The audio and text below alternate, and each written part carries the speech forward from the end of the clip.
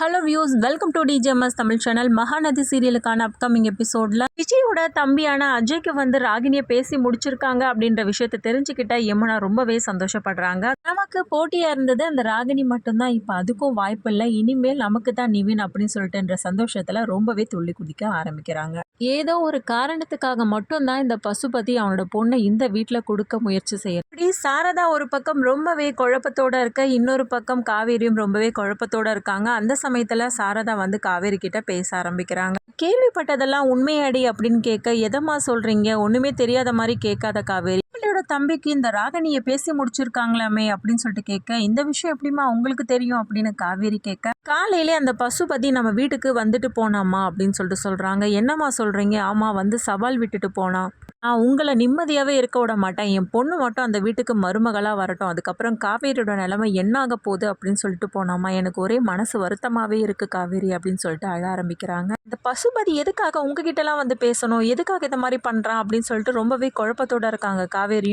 இந்த கல்யாணத்துக்கு எப்படி விஜய் மாப்பிள்ளை ஒத்துக்கிட்டாரு அப்படின்னு சாரதா கேட்க, எனக்கும் அதுதாம்மா ஒன்றுமே புரியல, இவ்வளோ கோபமாக இருந்தார், கடைசியில் ஓகே சொல்லிட்டாருமா அவரும் அப்படின்னு சொல்லிட்டு ரொம்பவே வருத்தத்தோட சொல்கிறாங்க காவேரியும். இன்னொரு பக்கம் ரொம்பவே சந்தோஷமா இருந்த யமுனா என்ன பண்றாங்க, நிவின் கிட்ட பேசுறாங்க. இன்னைக்கு பாக்குறதுக்கு நீ ரொம்ப சந்தோஷமா இருக்க மாதிரி தெரியுது, என்ன விஷயம் அப்படின்னு சொல்லிட்டு நிவின் கேட்க, ஆமா அதுக்கு ஒரு காரணம் இருக்குங்க அப்படின்னு சொல்ல ஆரம்பிக்கிறாங்க. அது ஒன்றும் இல்லை, உங்கள் அத்தை பொண்ணு ராகினி இருக்கால. ஆமாம், அதுக்கு என்ன? உங்களுக்கு எங்கள் விஜய் மாமா இருக்காங்கல்ல, காவேரியோட வீட்டுக்காரு, அவங்களோட தம்பியை பேசி முடிச்சிருக்காங்களா அப்படின்னு சொல்கிறது கேட்டு, நீ என்ன சொல்கிற, இதெல்லாம் உண்மையா அப்படின்னு சொல்லிட்டு ரொம்பவே பதட்டத்தோட கேட்க ஆரம்பிக்கிறாரு. என்னாச்சு, எதுக்காக இப்படிலாம் கேட்குறீங்க? இல்லை இல்லை, நீ சொன்னது கேட்டு எனக்குமே ரொம்ப அதிர்ச்சியாயிடுச்சு, எப்படி திடீர்னு ராகினி இந்த முடிவு எடுத்தா அப்படின்னு சொல்லிட்டு யோசிக்க, என்னாச்சு உங்களுக்கு ராகினியை பிடிக்குமா அப்படின்னு கேட்க, சேச்சா அப்படிலாம் ஒன்றும் இல்லை, திடீர்னு அவையா இந்த முடிவை எடுத்திருக்கா அப்படின்னு சொல்லிட்டு யோசிச்சுட்டு இருக்காரு. மனசுக்குள்ள கண்டிப்பா இது காவேரிய பழி வாங்குற நோக்கமா தான் இருக்கும் எனக்கு தெரிஞ்சு, இதெல்லாம் எவ்வளோ நாளைக்கு அவ தான் இந்த வீட்டை விட்டு வந்துட போறாளே அப்படின்னு சொல்லிட்டு அதை நினைச்சு சந்தோஷப்பட்டுக்கிறார் நிவின். இன்னொரு பக்கம் குமரனும் நிவினை பார்த்து பேச ஆரம்பிக்கிறார்.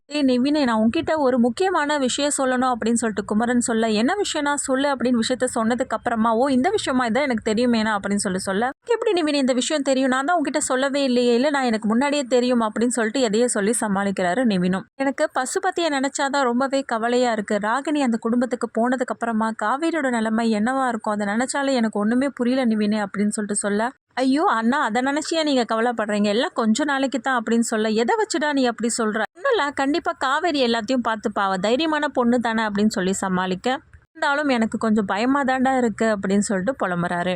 ஒரு பக்கம் நிச்சயதார்த்தத்துக்கான எல்லா ஏற்பாடுகளும் நடக்குது.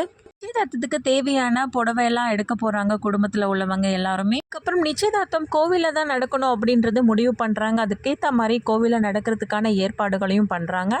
இந்த சமயத்தில் காவேரியை பார்த்த ராகினி ரொம்பவே சந்தோஷத்தோட, இதெல்லாம் நீ எதிர்பார்த்துருக்க மாட்டால, இனிமே தாண்டி இருக்கு இந்த ராகினியோட ஆட்டமே அப்படின்னு சொல்லிட்டு ரொம்பவே சவால் விடுறாங்க காவேரி கிட்ட. இன்னொரு பக்கம் பசுபதி சாரதா வீட்டில் பேசிட்டு போன விஷயத்தையும் விஜய் கிட்ட சொல்றாங்க. அதுக்கப்புறமாவது விஜய் அந்த நிச்சயதார்த்தத்தை நிறுத்துறாரா இல்லையா, இதெல்லாமே தெரிஞ்சுக்கலாம். அதுக்கு மறக்காம நம்மளோட சேனல் சப்ஸ்கிரைப் பண்ணிக்கோங்க, கூடவே இருக்க அந்த பெல் ஐக்கனும் கிளிக் பண்ணிடுங்க, அப்பதான் நான் போட அடுத்தடுத்த வீடியோஸ் நோட்டிஃபிகேஷன்ல வரும். ஓகே வியூஸ், தேங்க்ஸ் ஃபார் வாட்சிங் திஸ் வீடியோ.